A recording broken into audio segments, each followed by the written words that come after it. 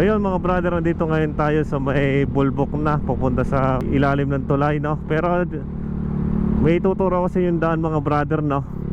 Gilid lang tayo dito. Yan. Yan, di ba mga brother, minsan may checkpoint doon sa ilalim ng tulay na yon, sa may ano.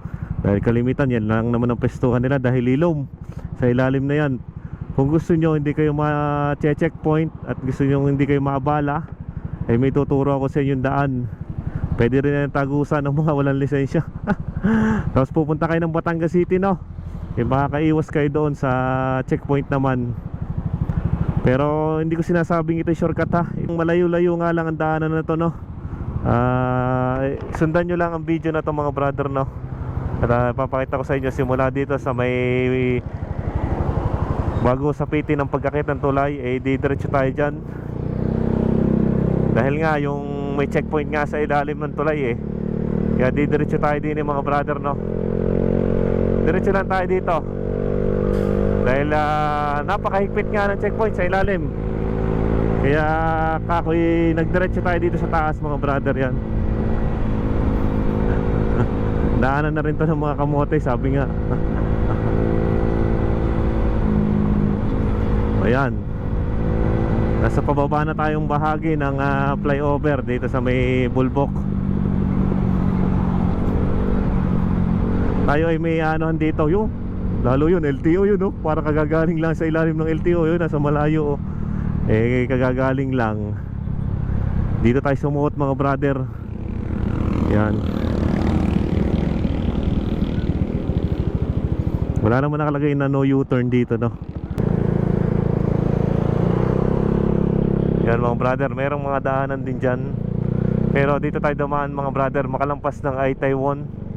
Lumigo tayo dito mga brother, liliko tayo doon. Dahil may checkpoint doon. May checkpoint sa ilalim ng tulay. Hindi dito tayo dumaan. Yan. Medyo part ng lupa ito. Kupo, napasapak yata tayo dito. Grabe din palang putik dito. Palibasa hindi na ulanan, no? Hindi na initan. Ito yung tuyo yung lupa. Pero meron naman din daan doon sa kabila, no? Dito ko lang yung sinabi sa inyo na medyo mga lapit-lapit. Yan. Idiretsuhin lang natin na rin mga brother. Ring daan ng are. Uy! Sabit. Medyo advisable nga lang na mga naka two wheels lang, medyo magandang daanan dumaan dito, no? Dito ba yun? Diretso ba yun? Palabas.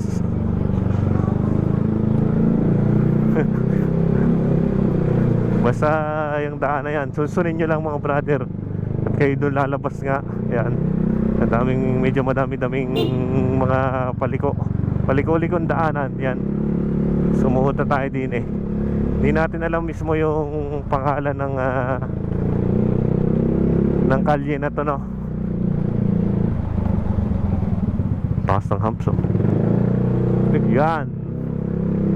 Medyo madami nga lang humps kasi bahayan dito mga brother. Madaming mga bahay dito. Papasok looban. Yan. Pero kasi naman ang mga sasakyan, no? Nakakalusot naman, no? Ano rin na mga brother, nakikita ko na yung daanan. Yan. At yan mga brother, no? Ayan. Nakaiwas na tayo doon sa checkpoint doon sa ilalim ng tulay, oh. Kaya di na tayo dumaan. Yun lang, naambon. Kaya yun, maraming salamat sa mga nanood sa atin mga brother, no? Nawa ay huwag kayong magsawang manood. At maraming salamat sa inyo mga brother, no? Keep safe sa inyo palagi mga brother.